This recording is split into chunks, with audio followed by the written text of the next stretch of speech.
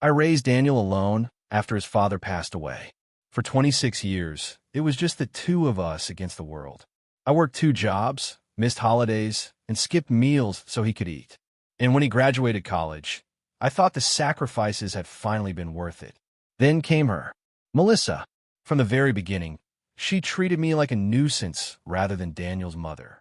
She'd make little jabs. Don't you think Daniel should move out already? Or we don't need a third wheel on our date nights. Daniel used to defend me, but as time went on, I noticed the scales tipping. The final straw came one rainy evening. Daniel stood in the living room, Melissa clutching his arm, her diamond engagement ring catching the light. "Mom," he said, avoiding my eyes, "we're moving in together. Melissa doesn't think it's healthy for me to live here anymore. And she thinks we should limit visits." "Limit visits?" I asked. My voice cracked. "Daniel, I'm your mother. What do you mean limit visits?" Melissa smirked. "It's time he chooses what kind of man he wants to be. A husband or a mama's boy." And in that moment, he chose. He left with her that night. The house was unbearably quiet without him. Weeks turned into months. Birthdays, holidays, and family dinners, all spent alone. When I called, Melissa always answered and said Daniel was busy. When I texted, I'd get one-word replies, "Fine." "Busy." Later, neighbors whispered about how Daniel never visited.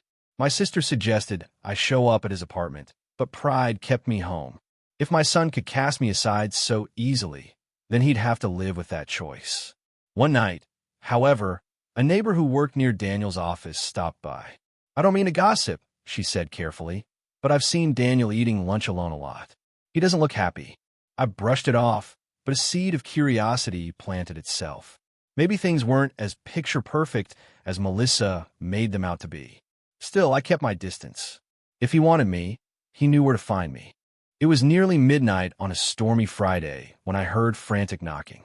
At first, I thought it was the wind, but then came Daniel's voice, trembling. "Mom, please, open the door." When I pulled it open, I barely recognized him. His clothes were soaked, his eyes red from crying. He clutched a small suitcase. "She kicked me out," he said hoarsely. "Melissa, she drained our savings. Said I was worthless. Mom, I didn't know where else to go. Please let me in." For a long moment, I just stared at him.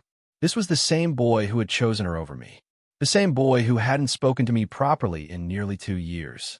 "Why now, Daniel?" I whispered. "Why only when you've lost everything?" He sank to his knees on the porch, rain pouring over him. "Because I forgot who truly loved me. I was blind, Mom. I see it now. I see what I've done to you. Please don't shut me out."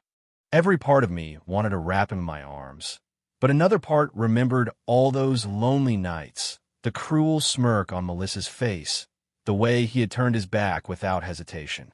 I stepped aside just enough for him to see the warm glow of the living room. His eyes lit up. Hope flickered. But then I shook my head. "No, Daniel," I said quietly but firmly. "This house isn't your safety net. You made your choice. Choices have consequences." His face crumpled. "Please, Mom." I placed a blanket and an umbrella on the porch beside him.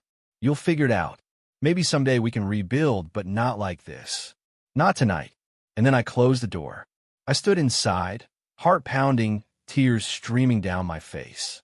It wasn't joy, it was justice. For once, I wasn't the one left standing in the rain.